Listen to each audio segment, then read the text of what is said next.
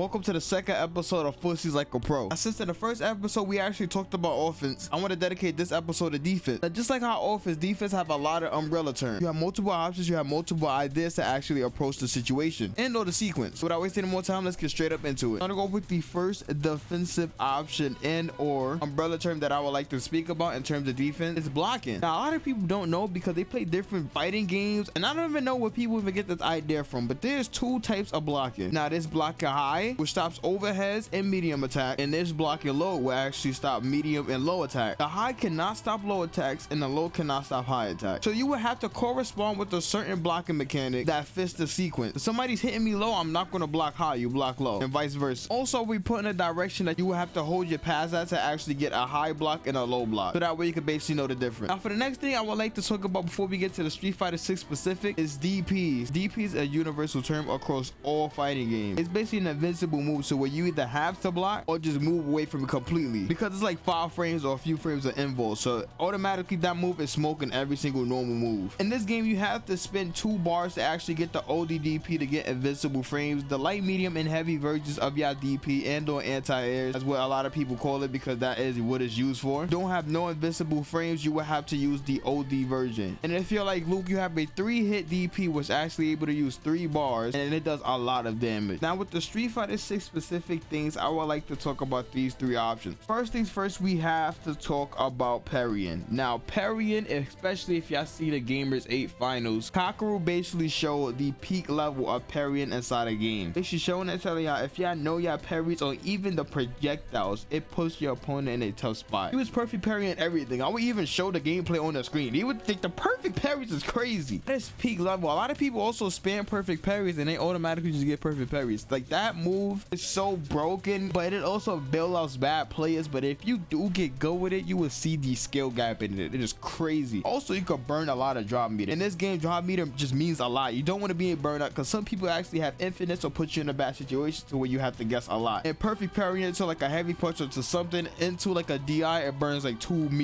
bars. Like, it's over. Like, it's literally over. Next thing, we have DI. Now, people be like, what can you use, or how can you even use DI? Like, come on, that's not being a know-it-all. DI could be used in a defensive way in multiple areas. For example, somebody is hitting me with a Dragon Lance, what I actually will show y'all later on in the video. Certain versions, or if you react quicker, you are able to DI. You do not have to block. It's an automatic punish. And also, with my character Cammy, I am able to get a side switch the moment I DI you. A meterless side switch. So I just DI'd you, took off mad bar, and then I can hit you with a meterless side switch, and now you're in the corner. You have to guess for your life. It's over. It's over. The main risky thing about DI is the fact that you're not sure if your opponent is able to react, which is why you have to test them like a once or twice. One thing about parrying is that if your opponent actually notice when you actually parry in certain sequences, they would just do the sequence and then grab you, and then you have to hold like 20% of your life. And the main Street Fighter 6 umbrella term in terms of defense that we have to talk about is drop reversal. Now, we'll be showing y'all things that I did not know about it. I'm going to tell y'all, but then I'm going to show y'all also in the drills. Is that drop reversal is -8, which means as long as you're in the range and you are able to react, you could just jab him into punish counter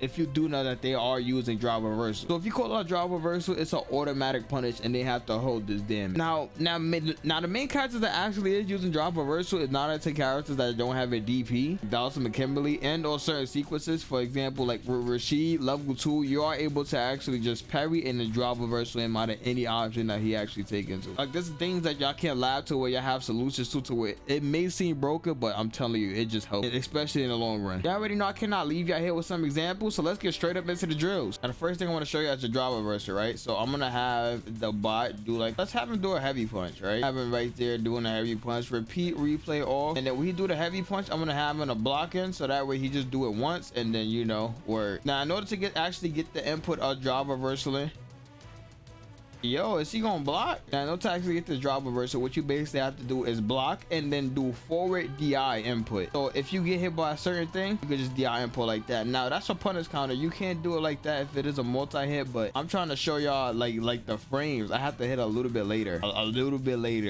later.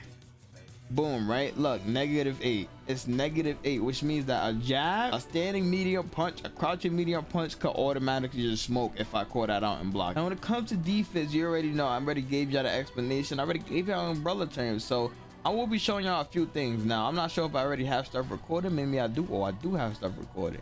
So with this stuff that's recorded, right, we're gonna have the bot just wall out, right?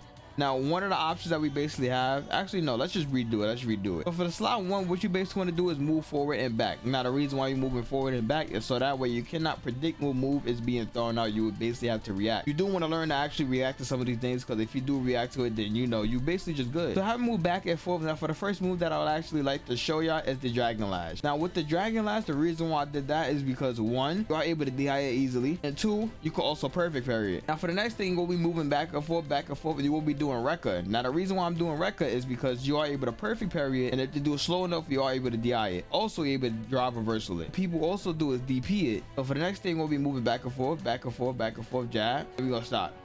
Move back and forth. Just do other options. All right. Back and forth. Do other options. Where you have to basically mix up and just learn what I'm actually doing. And now you just either forced to parry or be forced to actually react. So let's go inside the corner. We're gonna do this like a few times, and then we're just gonna see. Hopefully I don't get mixed. I ain't gonna lie. I'm not. I got mixed. All right, I gotta work on my my throws. We chilling. I bet. Now that was a bad DI, because not only is that like a block string, I didn't react to top, so I could just parry that. Oh my god, I got. Don't grab me. I'm not ready for the grabs. Oh, I tried to parry that. I pressed the wrong button. Oh my god. See parry? You can also perfect parry that. Oh, and I got grabbed. But y'all see how I'm basically forced perfect parry. I'm basically forced to actually react. Y'all see that, right? Like I'm just not gonna move. Don't be focused on other options. Don't be focused on other options. Just chill. Just wait here. Chill. Don't focus on your offense. Just defense. Defense up. Oh my god, am I gonna get grabbed? Oh my god, I got scared. Is he gonna Dragon Lash? And look, DI. Yeah, I should already see in certain predicaments. I could just drive reversal. I have options, right? And I'm gonna show DP.